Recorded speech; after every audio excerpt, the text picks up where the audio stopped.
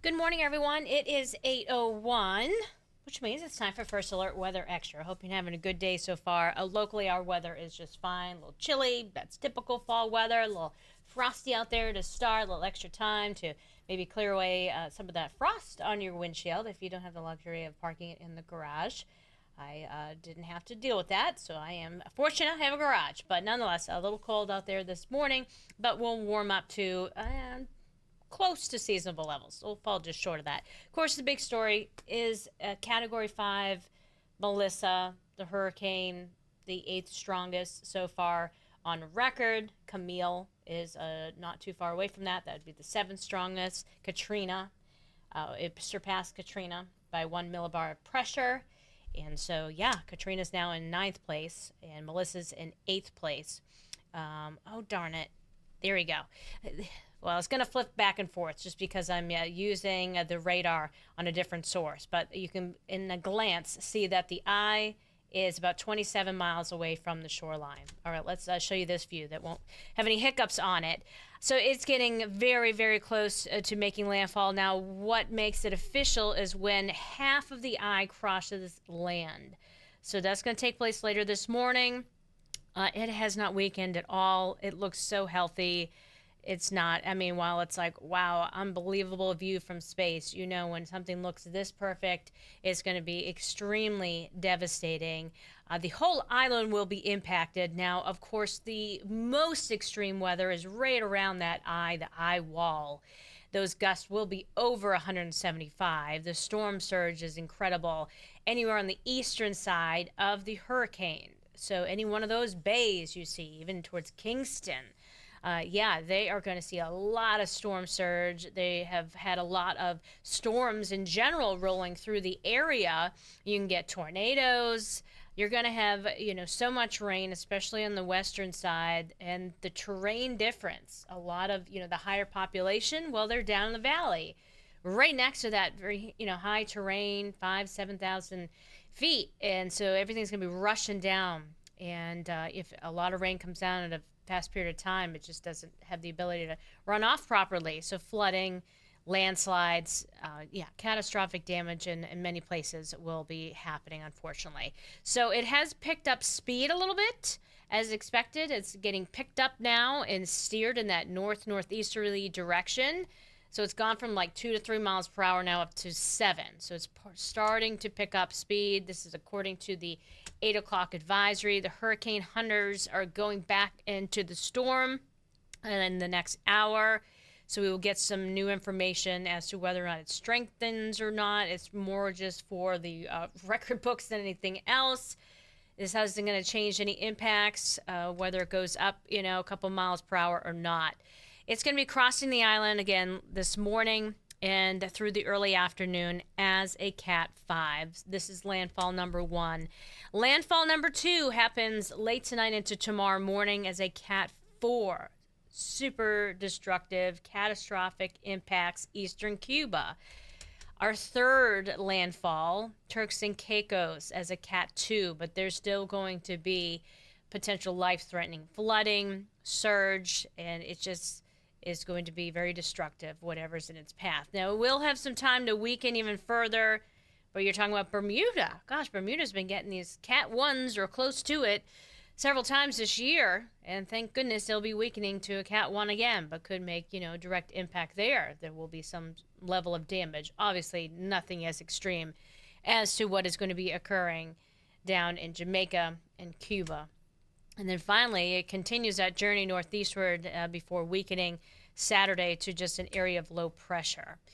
So let's talk about back here at home, any ties with this storm and a connection to how it could impact our weather. Well, ironically, some of the moisture, by the time we get into, Thursday afternoon and evening, will be drawn back northwestward into that area of low pressure that's prompting a first alert weather day here for Thursday. So that will enhance the rainfall and the rainfall rate. So yes, there is some flooding concern, and depending on the direction of the wind, we could see some coastal flooding set up. In terms of any, advisories or things like that issued by the National Weather Service here locally, That has not happened yet, but that could certainly change. I am just looking right now in terms of there's actually a small craft advisory, so boaters, just be mindful of that. But other than anything else at this point in time, still a little early.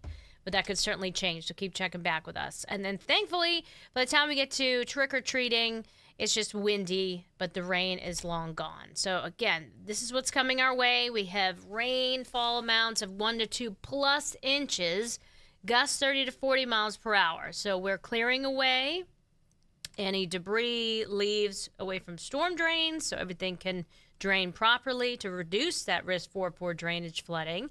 And with those stronger wind gusts, we're also making sure we secure loose items like Halloween decorations that could go flying.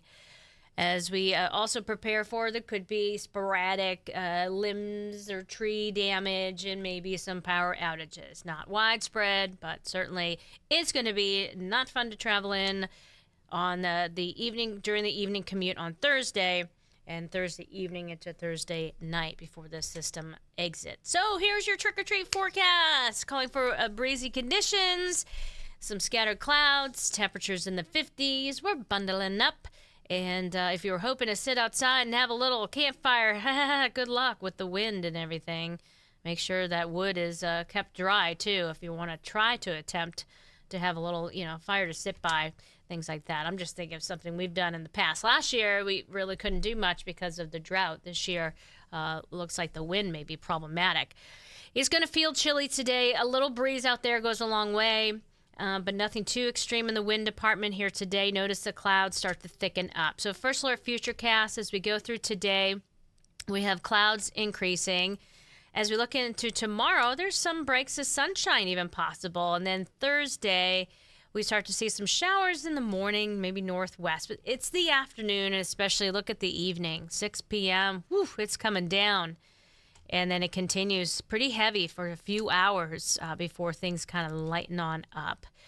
In terms of beyond the 7-day, our chance for above average precipitation, and no lean in any direction, but it's definitely leaning below average in terms of our temperatures beyond the 7-day. And that leads us to this first alert 7-day. So we're breezy today. Up mid and upper 50s for highs, low 50s with more clouds at times tomorrow. There could be an isolated shower. The data's been kind of flip-flopping on that solution. But then it's, maybe a brief shower Thursday morning, but it's really Thursday afternoon and evening, as I showed you, where the rain and the wind ramp up. So wind-swept rain. A few showers maybe very early Friday morning. That part of the forecast has not changed, but it's going to be windy. Briefly mild, 61. Hello, I like that. And then that wind will continue breezy at times over the weekend. Looking dry for the Huskies game. I'll be at that. They'll be playing UAB. And then we fall back, get an extra hours of sleep. But yeah, sunset will be around like 4:45-ish, 4:44, whatever. In the afternoon, I know, a few showers possible going into next Monday.